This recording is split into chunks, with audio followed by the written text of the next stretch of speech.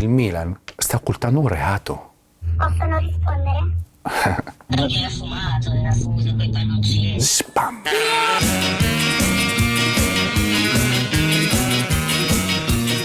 Theo Hernandez è un ragazzo di 27 anni, giocatore del Milan e della nazionale francese. Convive con Zoe Cristoforis, ha un figlio ed è in attesa di un secondo figlio. Attraverso il mio canale Telegram, circa un mese e mezzo fa, ho lanciato una notizia, lo stesso canale da cui avevo lanciato la notizia dei giocatori che erano coinvolti nel calcio scommesse, Fagioli e Tonali, ho lanciato una notizia che era un'accusa molto pesante. Theo Hernandez, 27 anni, in un locale, sotto l'effetto di qualcosa di strano, spacca il locale e prende a pugni in faccia una ragazza. La notizia esce. Poche persone la considerano e io vengo chiamato immediatamente dal suo avvocato. Un avvocato che io conosco benissimo perché ha incominciato a lavorare con me. E mi dice: non è vero, perché dici, ci sono delle situazioni strane, non le puoi sapere. E io gli dico: guarda, che ho visto quel video. E quindi è inutile che mi provi a convincere non è vero. Se io do una notizia perché ho la certezza che quella notizia è vera. Ora tutti voi e tutti quanti mi accusano di dare soltanto le notizie dei giocatori del Milan, della Juve e non dei giocatori dell'Inter perché sono interista sfegatato, ma non è così. In caso ci fossero notizie sui giocatori dell'Inter, sono pronto a fare qualsiasi puntata sui giocatori dell'Inter. Purtroppo sono le questioni che vengono a me e non sono io che vado alle questioni. Io vedo per la prima volta questo video circa a maggio dell'anno scorso. Me l'ha portato uno strano personaggio, tutto vestito con la camicia Versace, un cagnolino.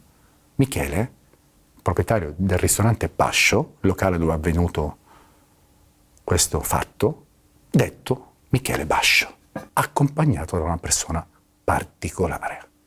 E qui mi fermo. Prima di vedere questo ragazzo, 6 mesi fa, mi ero stato chiamato da tutti i malavitosi di Milano. La notizia era che girava questo video, dove c'era Hernandez che picchiava una donna. Chi poteva vendere questo video? Chi poteva monetizzare questo video? Chi poteva creare soldi con questo video se non io? Ma io in quel momento lì ero a fine della mia pena, verso la mia libertà. E siccome si trattava di soggetti strani e si riguardava di questioni legate al calcio che io ho vissuto, ho preferito incontrare la persona con l'avvocato Chiesa e decidere, sapendo e capendo che c'era qualcosa di strano, di non considerare quel video. La notizia poi ho deciso di darla, perché la ritenevo una notizia interessante. La notizia è arrivata a Giletti. Giletti ha fatto uno speciale sul locale Bascio.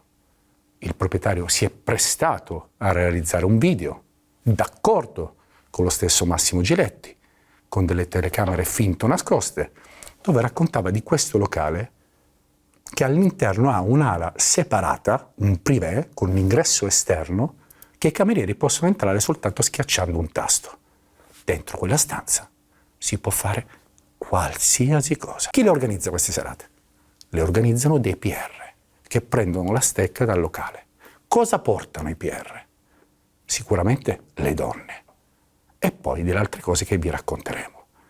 Perché abbiamo deciso di dare oggi questa notizia con tutti quanti i rischi del caso, soprattutto da parte mia, rischi di minacce, rischi di problemi giuridici, rischi di essere picchiato, di essere considerato qualcosa di strano, perché questo programma che io ho deciso di fare qui è il programma alternativo alla televisione che non deve avere paura, perché siamo su YouTube, di raccontarvi la verità, come sono andati i fatti. Ma torniamo a raccontarvi il locale. All'interno di questo locale, nella sala privata, i PR, famosi milanesi, che guadagnano un sacco di soldi dalle provvigioni per i calciatori che portano nel post partita la serata clou e la domenica sera, e quella era una domenica sera, sono famosi per le ragazze, ma anche perché portano questo tipo, chiamiamola tra virgolette, di droga strana. il palloncino è una sorta di popper. Immagino che molti di voi non sanno che cos'è il popper, ma è una dose di adrenalina istantanea che non viene considerata droga, anche se settimana scorsa un ragazzo di 26 anni è morto ed è finito a tutti quanti i telegiornali, che i giocatori utilizzano insieme all'alcol. Perché? Perché non risulta nelle urine e nelle analisi del sangue. All'interno di questo locale, Bascio, troviamo Hernandez insieme ad altri giocatori del Milan. Sicuramente c'erano Calabria e Giroud, un sacco di ragazze e altri ragazzi. All'interno dei video che vi mostriamo tra poco, vediamo tutti fare uso di questo palloncino. Cosa significa fare uso? Prenderlo, gonfiarlo con un'apposita macchinetta e tirarselo. In Inghilterra, un giocatore che ha fatto un video con questo palloncino è stato squalificato per una giornata. Evidentemente questo palloncino, insieme all'alcol, ha fatto a Hernandez uno strano effetto, perché a un certo punto lo vediamo alzarsi e dare un buffetto a una ragazza senza nessuna motivazione. Vogliamo definirlo buffetto, per non chiamarlo schiaffo da dietro, però non aveva senso. La ragazza si gira sconvolta e dice: ma cosa succede? Ma perché questo mi dà uno schiaffo? Ma non c'è nessun motivo. Questa ragazza noi l'abbiamo chiamata e durante la telefonata è rimasta scioccata del fatto che noi sapessimo chi era, chi ci aveva dato il numero, come facevamo a saperlo, e si è voluta totalmente dissociare da quello che è successo. Non è colpa mia se te sei in quel video di fianco a Hernandez che ti spinge, ti dà un buffo e poi dà 2 pugni alla tipa. Anche nei tuoi confronti si è comportato male. Mi senti? Sì, ti sto ascoltando, assolutamente. Lo so che ti crea un problema, noi facciamo il nostro mestiere. No, ma ognuno, ti dico, tu fai il tuo lavoro, io faccio il mio assolutamente, però è una situazione che io non voglio essere messa in mezzo. Non so cosa dirti, ti dico la verità. Non ti ricordi nulla di quella sera? No, io non c'entra non ricordarsi o altro. No, hai capito? Io ne sto fuori, io lavoravo per Bascio, io facevo l'hostess. Non è una cosa di tutti i giorni, non è una roba normale, ti sembra una roba normale?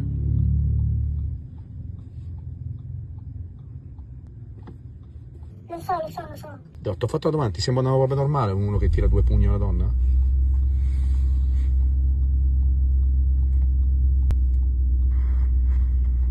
Possono rispondere? Preferisco non rispondere, ti dico la verità.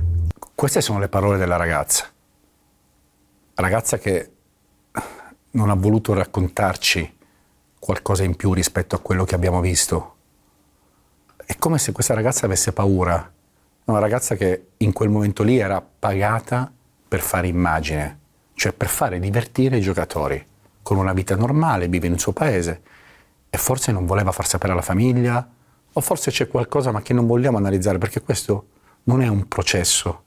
Noi raccontiamo semplicemente dei fatti e vi mostriamo delle cose che non fanno vedere gli altri. Falsissimo è questo.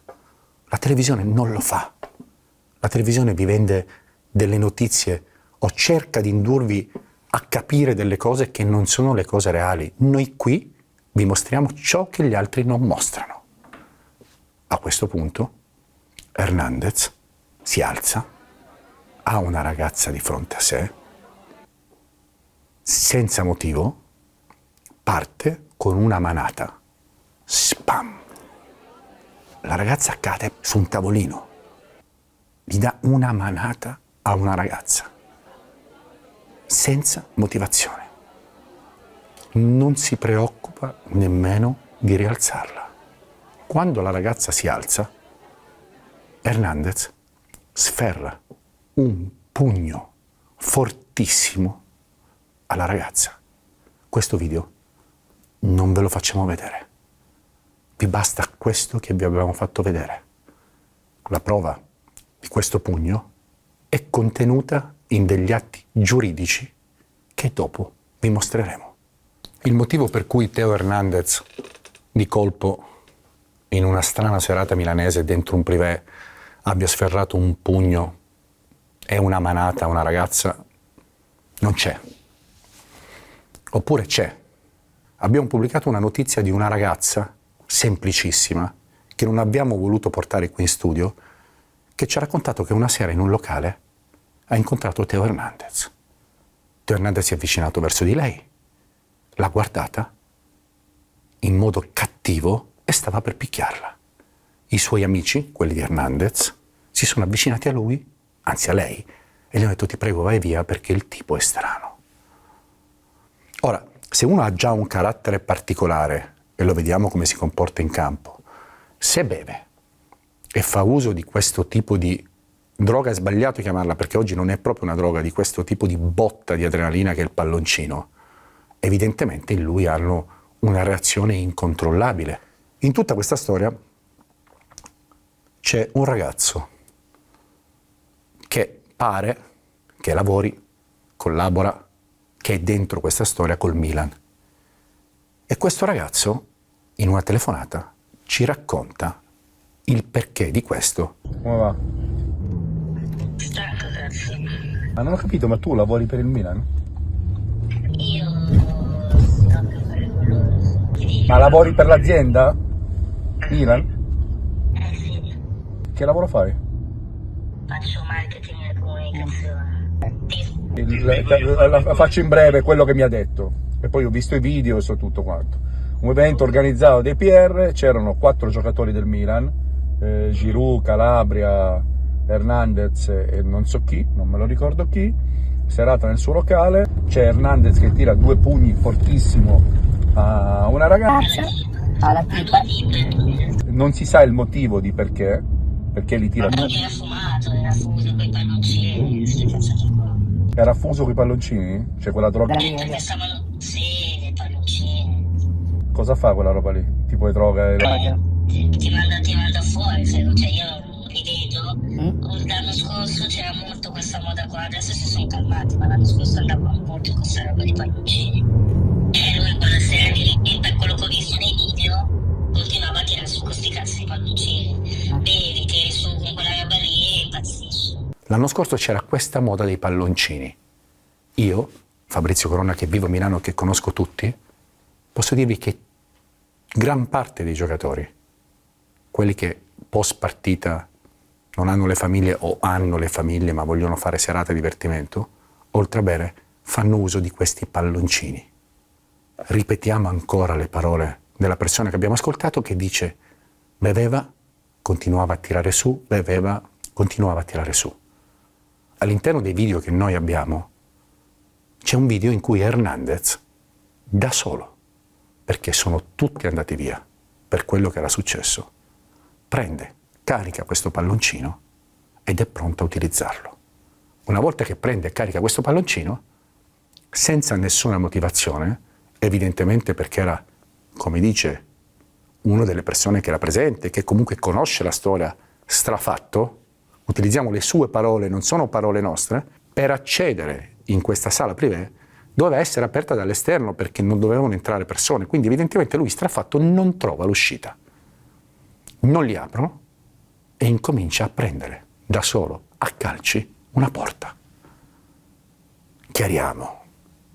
Nei video che vi abbiamo anticipato nelle storie Instagram, nella nostra pagina, non è che lui sta picchiando a calci una ragazza, cioè, non sta picchiando una ragazza.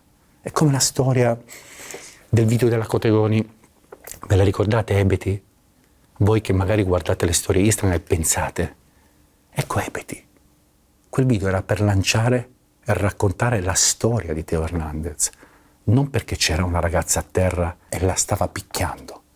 In quel video Hernandez cerca di uscire, ma non c'è più nessuno perché sono tutti andati via, spaventati, scioccati, e quindi escono. E riesce a uscire anche Teo Hernandez. Qual è il problema? Sai, nelle battute si dice che i ricchi sono sempre più tirchi, ma qui secondo me è stata un'altra questione. Che tutti se ne vanno, compreso il capo PR che aveva organizzato quella serata lì, e non pagano il conto. Vabbè che sono calciatori che hanno i soldi, si sa, ma non pagano il conto. Il giorno dopo, il buon Davide Calabria, che ho sentito la scorsa settimana per smentire una notizia, che evidentemente forse il tipo di vita che fa lo ha portato oggi a non giocare più, fa un bonifico di circa 12-13 mila euro per la serata. Erano circa una ventina. Non pensate che siano cifre esorbitanti, sono cifre normali per questo tipo di mondo. Però fa un bonifico. Ma il proprietario del locale, che è un tipo particolare, non è contento. Non è contento di quello che è successo, anche se lui ha scelto di avere un locale che è gestito da persone che lavorano con una stanza fatta apposta, ragazzi a immagine, divertimenti, oscurità, sicurezza e che può succedere di tutto. Quindi questo se lo doveva aspettare. E quindi non si accontenta del tavolo pagato, ma vede che sono stati fatti dei danni.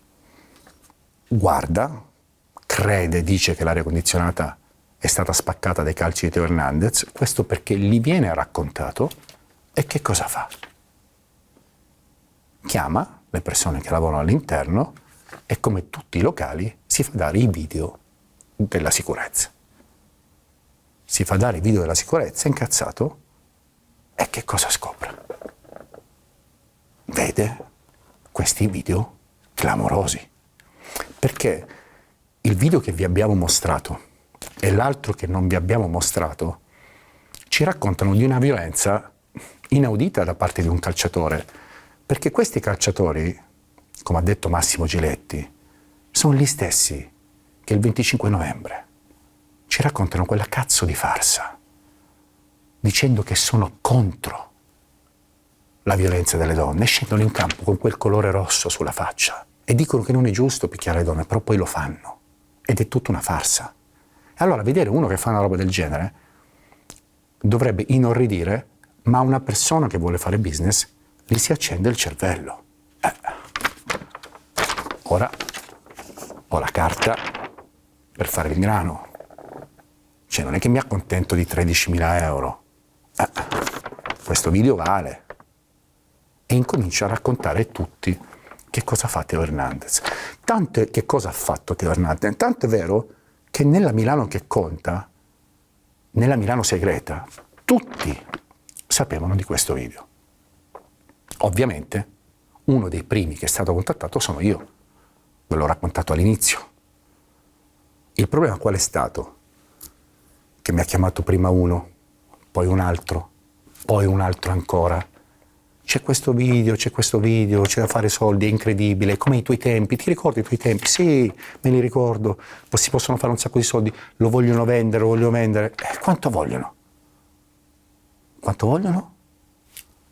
200? 300.000 euro? Accidenti. Io quando ritiravo i servizi li ritiravo a 30-40.000 euro, 300 sono tanti. Il mercato è cambiato. Allora, dopo le tante persone che mi hanno chiamato, mi chiama lo stesso proprietario, questo Michele, e lo incontro, come vi ho detto all'inizio, a casa mia. Ma non ho voluto toccare quella storia, oggi la tocco. Il nostro Michele che cosa fa? Dopo aver raccontato a tutta Milano quello che è successo, fa una transazione che noi abbiamo con i nomi cancellati, una transazione civile tra il suo avvocato e l'avvocato di Hernandez. Ma questa di transazione civile non ha un cazzo, perché una transazione civile, secondo il codice della legge del diritto civile, è: ho delle immagini, mi hai fatto un danno, il danno equivale a questo, porto dei periti, i periti ti fanno vedere il danno equivale a tot, tu mi paghi tot, quanto il danno è stato modificato. Poi ti posso chiedere i danni di risarcimento d'immagine, ma quelli avvengono in un'altra sede, a meno che tu non decidi di pagare per i danni di risarcimento dell'indagine perché tu hai spaccato un locale e si è sparsa la voce in tutta Milano. Ma quello che ci racconta quest'atto è un'altra storia. Quest'atto è un reato conclamato. Vi racconto una cosa. Non voglio tornare troppo indietro nel tempo. Ovviamente il processo Valletto Polimio lo conoscete tutti quanti, le fotografie, i ritiri, l'estorsione, quella roba lì. Io quando avevo il video di Adriano strafatto a terra con delle puttane che gli fotografavano il cazzo in tiro, la ricordate quella famosa frase a processo? E questa puttana gli fotografa il cazzo che è in tiro in questo caso. Siccome ero interista e sono andato in sede e prima mi ero incontrato con lui, ma Moratti era un fior di presidente che cercava di tutelare troppo buoni giocatori e quindi l'ha difeso.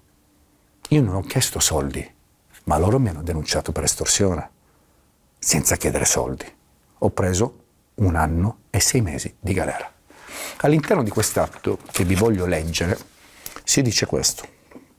In data 31/1/2024, congiuntamente ad altri amici, lei trascorreva la sua serata il suddetto locale allorquando verso l'1:40, senza alcun motivo plausibile, dapprima sferrava un pugno, ripeto, sferrava un pugno in pieno volto ad una ragazza presente all'interno del suo privé.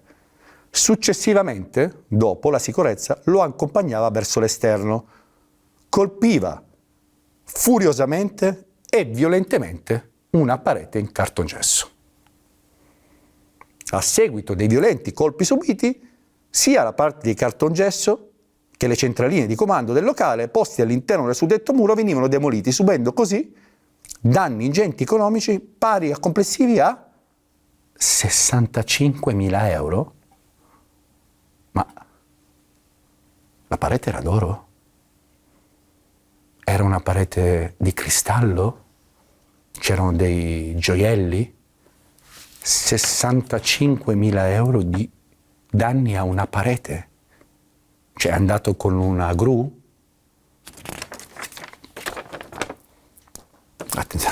Compreso di IVA, quindi un pochettino meno. In seguito alle contestazioni verbali, chiede di pagare la parte restante rispetto a quella che aveva pagato Calabria, ma il punto è, dice, l'aggressione non denunciata da nessuno dei presenti, né tantomeno dalla ragazza che vi abbiamo fatto sentire prima, né tantomeno dal proprietario del locale, né tantomeno dagli altri calciatori nel Milan, né tantomeno da nessuno, ma c'è scritto in un atto firmato con Teo Hernandez, l'aggressione alla povera ragazza, nonché i calci sferrati alla parete in cartongesso. Fermatevi. Cosa c'entra l'aggressione alla ragazza, che risponde per la sua persona, con i calci sferrati al cartongesso? Mischiano due cose che giuridicamente non possono essere mischiate, che non hanno valore. Perché non è che la ragazza gli ha ceduto i diritti e i danni di immagine o gli ha detto ora voi mi quantificate il danno che ho subito dalla violenza. No, la ragazza è scomparsa. Cosa c'entra in questo caso l'inserimento della ragazza in un atto giuridico civile? Ripeto, l'aggressione alla povera ragazza, nonché i calci sferrati alla parete in cartongesso, ove erano bucate le centraline, venivano ripresi. Quindi qualcuno lo sapeva e poteva dirlo.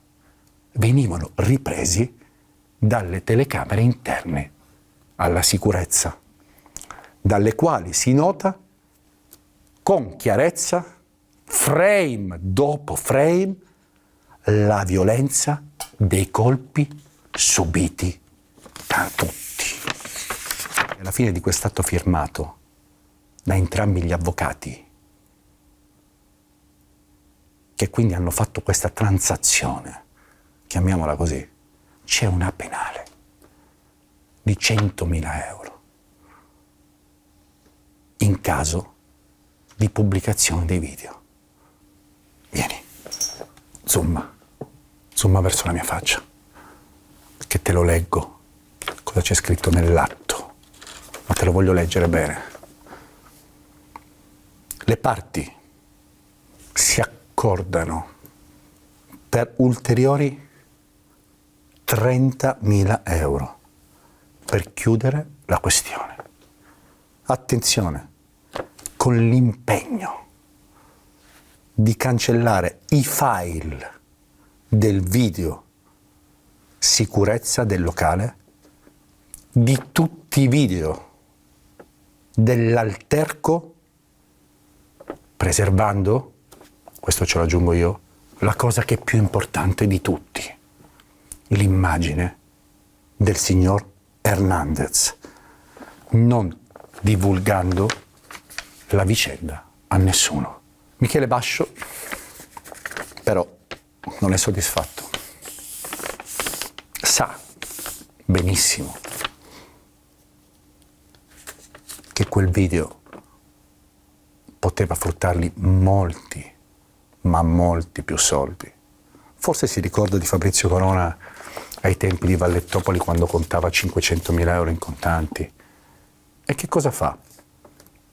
Michele Bascio contatta un responsabile del Milan che lo porta, indovinate dove? A casa Milan. Io il video lo trovo allucinante, scandaloso, devastante. Cioè, è un video che potrebbe rimetterlo, farlo finire di giocare. Perché una roba del genere è grave. Ascolta, il punto Sei d'accordo, no? Cioè, questo video lì è allucinante. anche quelli del Milan hanno guardato il video, hanno detto follia. Ma L'hanno detto quelli del Milan, follia. certo che l'hanno detto, va bene, fargli che piglia pugni due ragazze così a caso non è una cosa normale. E se fosse uscito l'avesse fatto qualcun altro, sicuramente non avrebbe pagato le conseguenze. Poi a quel punto lui viene da te, vai? Io organizzo un incontro con la società dove andiamo insieme, andiamo lì. Ma a casa Milan? Che sei cosa mia? E chi c'era? Io come esterno, il capo della sicurezza del Milan. Perché queste cose qua se ne occupano. Del fondo, del Milan, italiano, straniero? Della società adesso che c'è. Ma italiano lui? Sì, lui dipende. Come si chiama? Lo puoi dirlo? Sai? Io lo so, ma poi te lo dirò quando ci verrà, te lo dico. No, il capo della sicurezza vede sto video. Il capo della sicurezza vede, cioè gli spieghi, faccio guarda, c'è un problema. Non vorrei, cioè, essendo che prima che esca una roba del genere, io ti metto al corrente e poi vedete voi che cazzo fate. Questa persona che vi abbiamo fatto sentire ci racconta una versione. Ci racconta che ha portato il proprietario del locale alla sede del Milan e ha parlato con un responsabile della sicurezza. Ora, io non vi voglio dire o spiegare che cos'è il responsabile della sicurezza, perché se guardate questo programma, c'è almeno due cose le dovete capire, se no andate a guardarvi Verissimo, gli altri programmi, Ballando con le stelle, sta roba qua, cioè non guardate questo programma.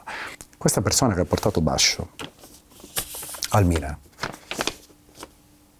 non pensava che poi la situazione degenerasse e succedesse questo. Ma non era una sorta di estorsione? Cioè un po' per... Guarda, secondo me... Perché io per queste cose... Per queste cose qui, identiche con Adriano, ho preso una nei 4 metri.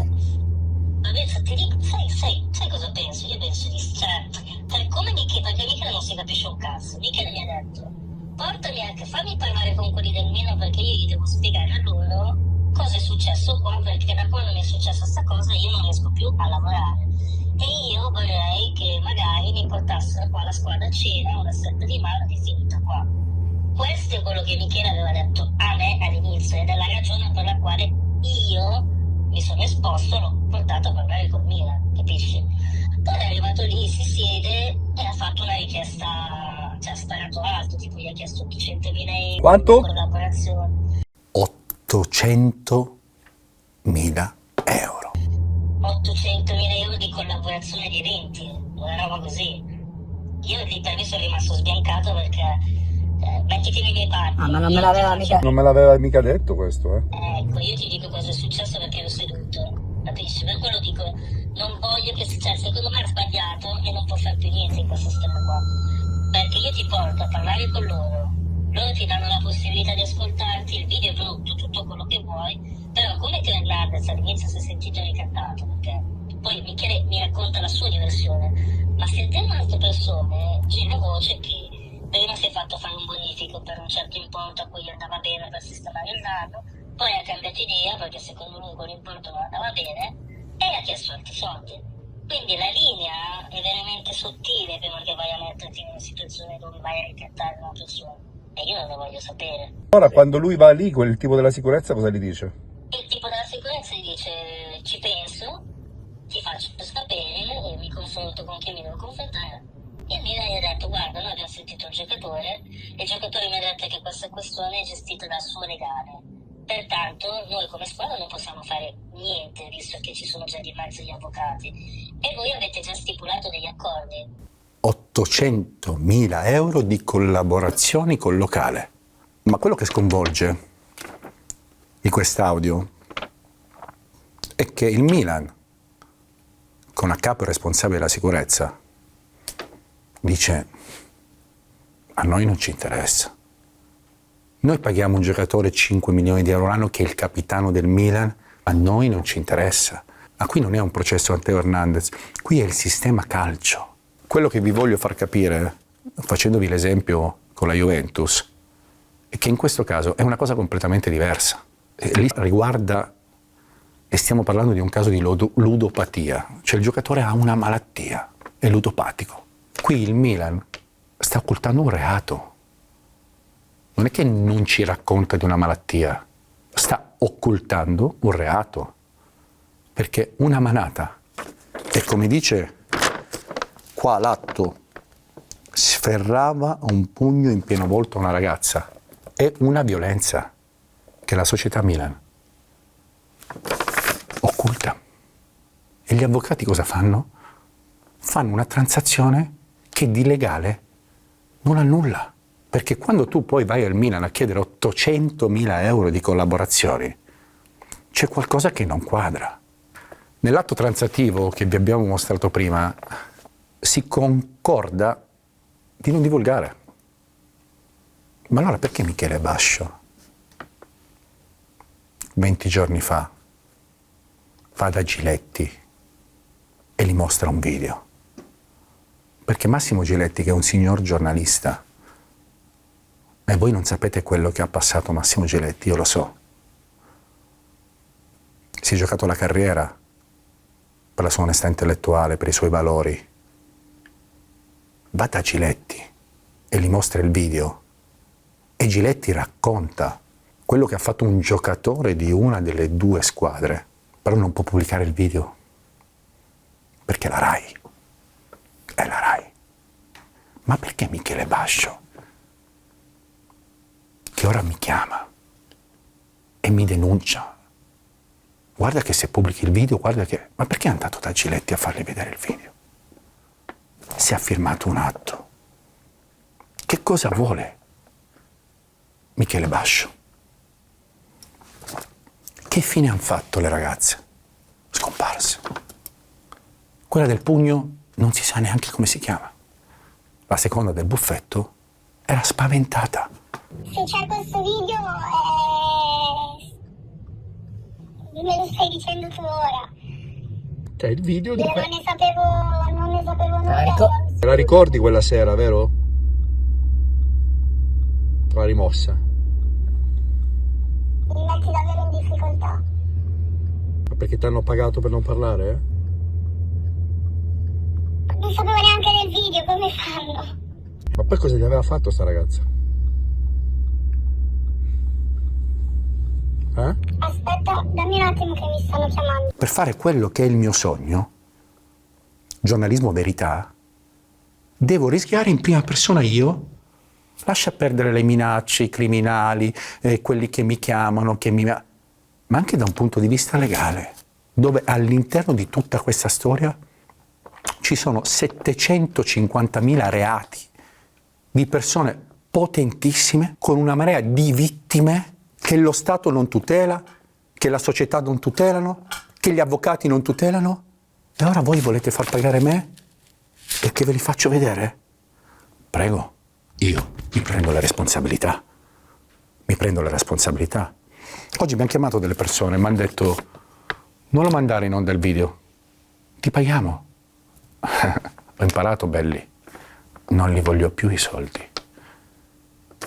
Gli ho detto, volete fare una cosa? Viene qua Teo, me lo racconta, fa un mea culpa, racconta del Milan e i video li buttiamo nel cesso. Io transazioni non ne faccio più. Siccome conosco molto bene la legge, perché ho imparato in tutti questi anni di galera, per tutelarmi, prima di fare questa puntata, ho seguito il percorso della legge. E ora, da bravo cittadino, vado a fare la denuncia che sono in possesso dei video di Teo Hernandez. Al mio amico c'è il boss? Non lo so, penso di sì, me lo chiami se c'è. Ciao ragazzi. Prego, prego. Meno male questa volta in questura non mi hanno trattenuto e sono potuto andare a casa liberamente, ma perché ho imparato a muovermi secondo le regole. Vi leggo quello che ho dovuto fare oggi.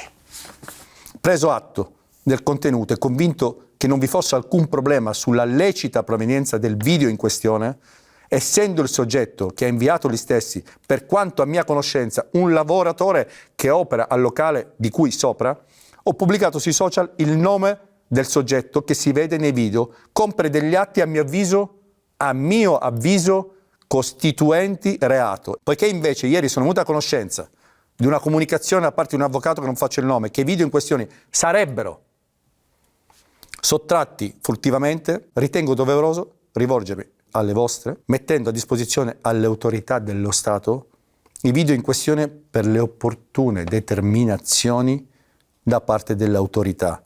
Vi ho voluto raccontare tutta questa storia perché ritengo che sia un'informazione che interessi al pubblico e che doveva essere raccontata. Sono molto curioso di sapere che cosa faranno la stampa, i media nazionali, il Milan e soprattutto Teo.